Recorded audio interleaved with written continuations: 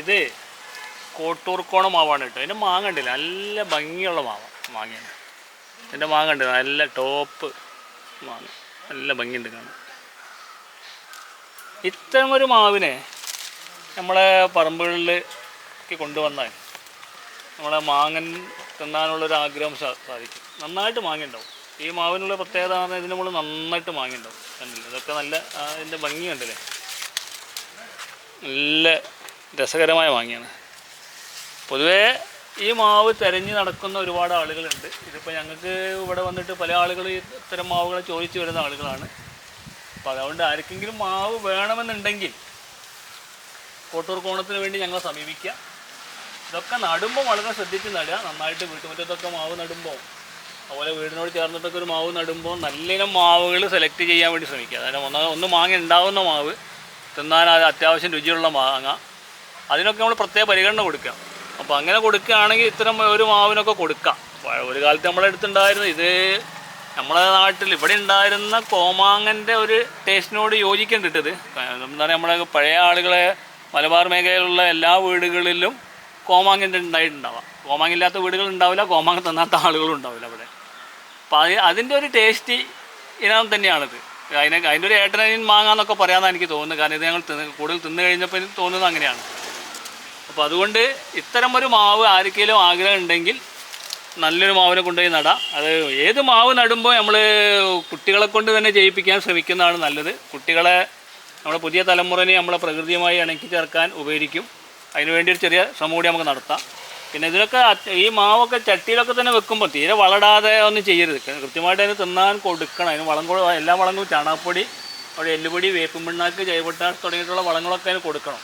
കൊടുത്തുകൊണ്ട് കൂടുതൽ മാങ്ങ ഉൽപ്പാദിപ്പിക്കാനുള്ള സമയം നമ്മുടെ ഭാഗത്ത് നിന്ന് വേണം. അല്ലാതെ ഒരു മാവ് ചട്ടിയിൽ വെച്ച് അല്ലെങ്കിൽ മണ്ണിൽ കൊണ്ടുപോയി വെച്ച് പിന്നെ നമ്മളാണ് തിരിഞ്ഞു നോക്കാത്തൊരവസ്ഥ ഒരിക്കലും ഉണ്ടാവരുത്. പിന്നെ മാവിന് എപ്പോഴും കുമ്മായം കൊടുക്കാൻ നമ്മൾ കൂടുതൽ ശ്രദ്ധിക്കണം. അല്ലെങ്കിൽ പച്ചക്കക്ക, ഇപ്പോൾ പച്ചക്കക്ക പൊടിച്ച് വരുന്നുണ്ട്, pH ബൂസ്റ്റർ, അതുപോലെ പല പേരിലും പല സാധനങ്ങളുണ്ട്. പച്ചക്കക്ക പൊടിച്ചൊക്കെ ഇടണം. pHനെ നിയന്ത്രിക്കാൻ വളരെ നല്ലതാണ്. അത്തരം മണ്ണിലാണ് ഏറ്റവും കൂടുതൽ മാങ്ങ ഉണ്ടാവുന്നത്. ഈ കുമ്മായം നമ്മൾ ഇടാൻ ഏറ്റവും നല്ല സമയം ഈ മഴ തുടങ്ങുന്ന സമയത്ത് തന്നെ കുമ്മായം ഇടുക. അതാണ് ആ കുമ്മായം മണ്ണിലേക്ക് പിടിക്കാനും ചെറിയ രീതിയിൽ നന കിട്ടുന്നതൊക്കെ വളരെ നല്ലതാണ്. കുമ്മായം ഒരു കൊല്ലത്തിൽ 2 പ്രാവശ്യം കുറച്ച് കൊടുക്കുന്നതായിരിക്കും ഏറ്റവും നന്നാവുക. കാരണം എന്താ പറഞ്ഞാൽ നമ്മൾ pH നോക്കുമ്പം കുറച്ച് കാലം കഴിഞ്ഞൊരു 4-5 മാസം കഴിയുമ്പോൾ വീണ്ടും pH പിന്നോട്ട് പോരുന്നുണ്ട്. അപ്പോൾ അത് നല്ലത്. നമ്മൾ ഇടുന്ന കുമ്മായം മാവിനൊക്കെ ഇടുമ്പോൾ അത് 2 പ്രാവശ്യമായിട്ട് ചെയ്യുന്നതാണ് ഗുണകരം എന്നാണ് നമുക്ക് മനസ്സിലാക്കാൻ സാധിക്കുന്നത്. കാരണം കുറേ കാലങ്ങളായിട്ട് അത് അതേ രീതിയിൽ തന്നെ pH നിലർന്നു പോകുന്നില്ല. അതുകൊണ്ട് 2 പ്രാവശ്യമായിട്ട് ഇടാൻ ശ്രമിക്കുക. ഈ മാങ്ങ പൊതുവേ തിരുവനന്തപുരത്താണ് ഏറ്റവും കൂടുതൽ കാണുന്നത്. തിരുവനന്തപുരം മാങ്ങ എന്ന് പറയുന്നത് അതുകൊണ്ട് തന്നെയാണ്. ഒരു നല്ല രീതിയിൽ തിരുവനന്തപുരത്തെ പല വീടുകളിലും അത് അവിടെ ഒരു പ്രത്യേകത കൂടി കാണുന്നത് എന്താ പറയുക, കുറച്ചും കൂടി നേരത്തെ മാങ്ങയാവുന്നത്. നമ്മളിവിടെ ഇപ്പോൾ ഇത് മാങ്ങ എങ്ങനെ ആവുന്നുള്ളൂ, അവിടേക്ക് നേരത്തെ മാങ്ങയാവുന്നുണ്ട്. അപ്പോൾ ആ ഒരു പ്രത്യേകത ഉണ്ട് അവിടെ കാണുന്നത്.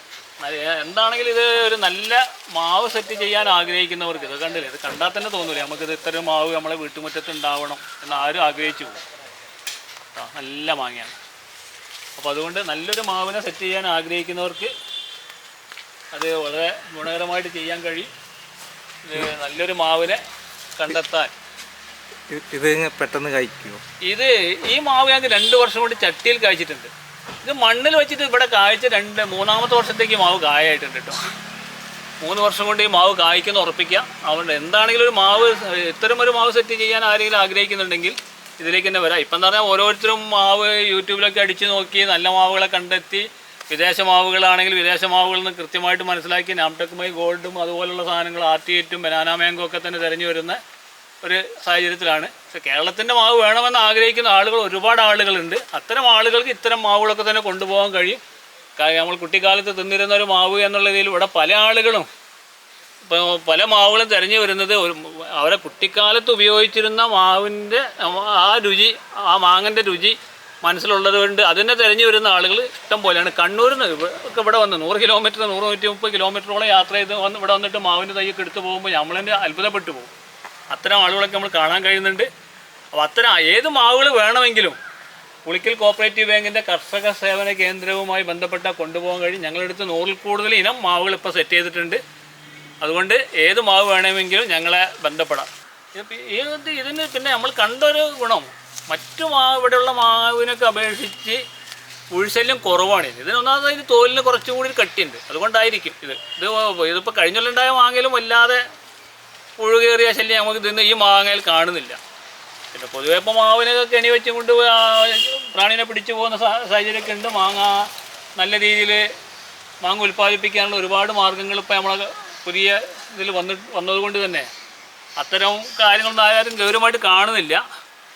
അതുകൊണ്ട് ഇത് നല്ല രീതിയിൽ കൊണ്ടുപോകാൻ ആർക്കെങ്കിലും ആഗ്രഹിക്കുന്നുണ്ടെങ്കിൽ പുഴൊന്നും ഇല്ലാത്തൊരു മാങ്ങ എന്നുള്ള രീതിയിൽ തന്നെ ഇതിനെ കാണാൻ കഴിയട്ടോ. ഈ മാവ് ഞങ്ങൾ വിൽപ്പനയ്ക്ക് വേണ്ടി ഉള്ളേരപ്പെട്ട മാവാണ്. ഇതിൻ്റെ തുണ മാവുകളൊക്കെ അവിടെ ഉണ്ട്. 5000 രൂപയ്ക്ക് കൊടുത്തുകൊണ്ടിരിക്കുന്ന മാവുണ്ട്. ഇതിപ്പോൾ ഞങ്ങൾ തൽക്കാലം ഇപ്പം കൊടുക്കില്ല, കാരണം ഞങ്ങളൊരു മാംഗോ ഫെസ്റ്റിവലിലാണ്.